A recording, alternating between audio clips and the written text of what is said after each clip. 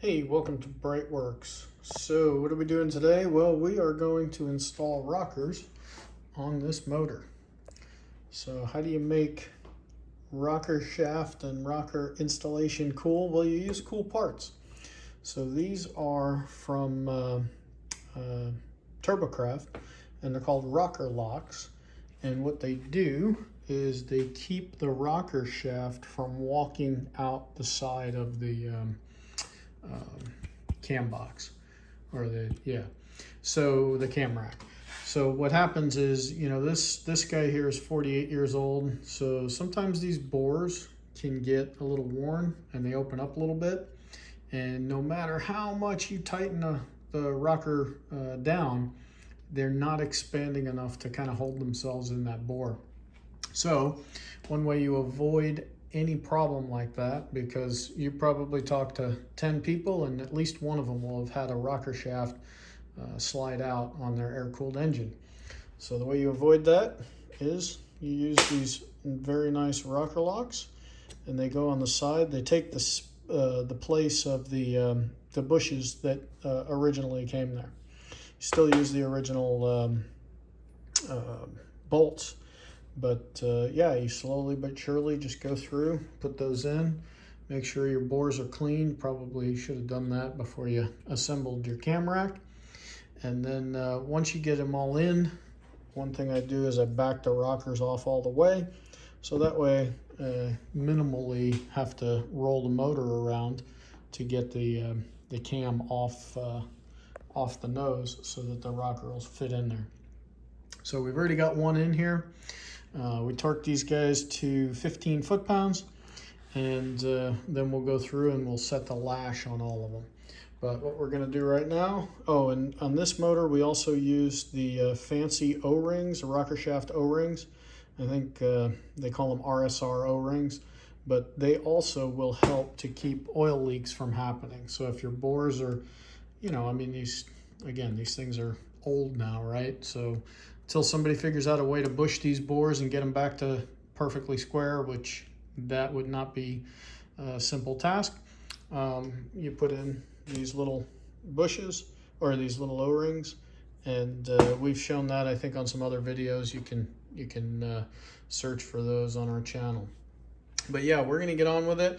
We've got a bunch of rocker shafts that we've already restored, and our rocker arms back from the machine shop with very fresh faces on them because we've got brand new cams. And yeah, we're gonna get on with it. We'll see you in the next segment.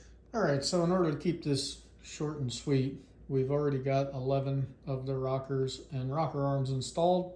So we're gonna do the last one here, and everything's been with a little bit of a final cleaning, and then we've put our assembly grease onto everything.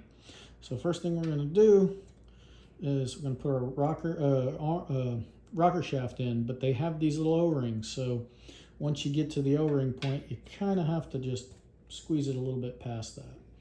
So I've got the motor set right now on number 6. On number 3. So number 3 is off the cam. So we'll be able to not only install the rocker arm, but we'll be able to set the lash. So we've got the rocker preloaded with the little elephant foot or the follower, and we're going to put the rocker in, and then push our rocker shaft through. Now, if you're not using rocker locks, it's important to make sure that on the short side, you see there's a wide side and a narrow side, but you want the rocker shaft almost all the way out on the short side, because you still have the same amount of support in the rocker. So the orientation, it gets pretty easy when you look at it and you go, oh, hey, now that makes sense. But what happens with the rocker locks, as you can see, they're two different sizes. You got a big side and a small side. So the small side will basically push the shaft in enough so that it's in the correct orientation. So get that guy set in there. Get this guy set here. And then I use a very small 5mm Allen head to just finger snug them up.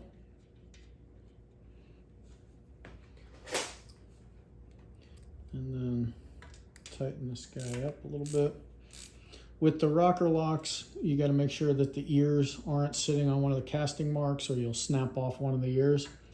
If you just snap one ear, TurboCraft says that's no big deal, but if you snap both, now you got a problem. So these guys are going to get torqued to 15 foot-pounds. So we've got our torque wrench set to 15 foot-pounds. And as I'm doing this, I'm just making sure that the little ears aren't spinning in a way that they're not supposed to. One other little tip is when you install your rocker shafts, you want to make sure that the bolts go in from the inside of the cam box, because if you ever need to take a rocker out for whatever reason, you've got stuff here and you've got stuff on the other side of the cam box, so you can't get a wrench in there, and you can't get the bolt out. The bolt's too long to physically come out. So instead of just, hey, we need to pull that rocker or that rocker shaft out, now, we have to disassemble a lot of the engine. So you got the oil cooler on the other side, you got the chain box up here. This is probably the only place you could possibly get away with it. So make sure that when you put your bolts in, that the bolt heads are sliding in. And the rocker locks come so that you actually only have 4 of the locks, because there's only 4 spaces where you need those. And then the rest of them are all the exact same. So we'll check our torque one more time. And we'll check our torque up on the intake. Yep, haven't torqued that one yet. And again, I'm just watching the ears. There we go. All right, so both of those shafts are torqued. And it doesn't want to give me my tool back. There we go. Now, as far as setting the lash goes, first thing I do is just spin the adjuster all the way down.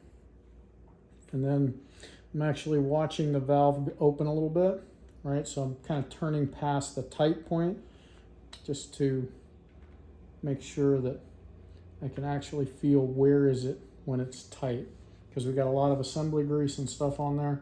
So you can get kind of a false reading. You end up with a loose rocker and you go, what's that horrible noise? But this guy, we've got the ASCO racing springs and the ASCO titanium retainers. So a nice little upgrade. Basically it allows for a little bit more RPM. So in case you have a missed shift. All right, so both of these guys, I can now feel where tight is pretty good.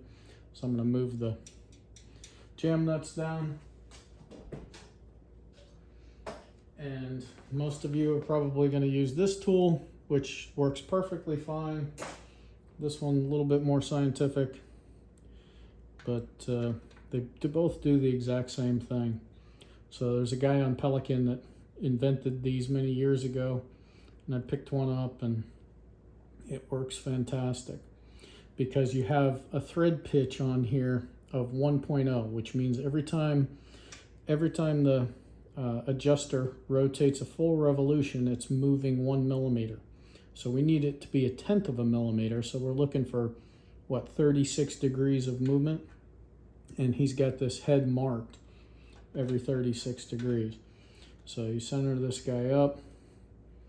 Okay, I can feel him, he's tight right there. So I'll move my little indicator thing right up here on that 0.1 millimeter mark, rotate it back to the next line, and bam, that's the spot to keep it in. So we can visually look at the head of the adjuster.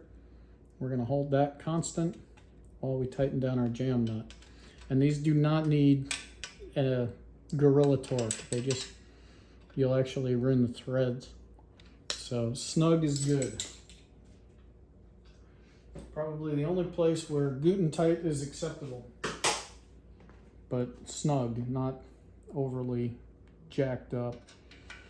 All right, now we'll do the same thing up here. I'll see if I can get out of the way so y'all can see. Okay, that's tight right there. Move our little indicator. And then we'll roll this guy back to the next line. And bam, that one is set. So visually we can see where the adjuster is. Put our screwdriver in there, hold that constant, and then just snug up that jam nut. And then you should be able to grab it and hear a little click like that. And you get used to the sound. Once you get to your 12th rocker, you'll be like, oh yeah, I recognize the sound. And that is that. So we've got all the rocker shafts torqued. Next thing to do is put the valve covers on. But yeah, cleanliness and just keeping with it.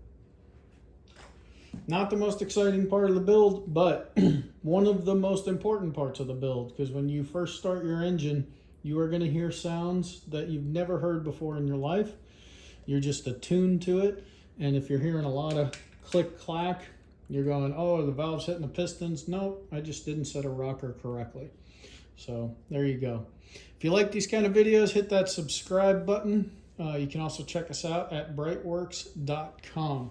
And if you put fresh cams in it, make sure you have your rockers surfaced, because the other thing I like to do is when I roll the motor over, you want to look at the face of the camshaft right on the lobe to make sure that that rocker is sitting flat. Many years ago, a very popular machine shop sent back a set of rockers, and they were kind of cockeyed, and they wore out the cam in 100 miles. So you want to make sure that you're getting the foot of the rocker or the base of the rocker is square against the cam, and you're getting good wear. So you just kind of roll the motor over a couple times. You look at the pattern that you can see, so you're able to look at the intake from the bottom, and you're able to look at the exhaust lobes from the top, and you can see it. But that's just one little extra tip. Again, thanks for watching. Have a fabulous day.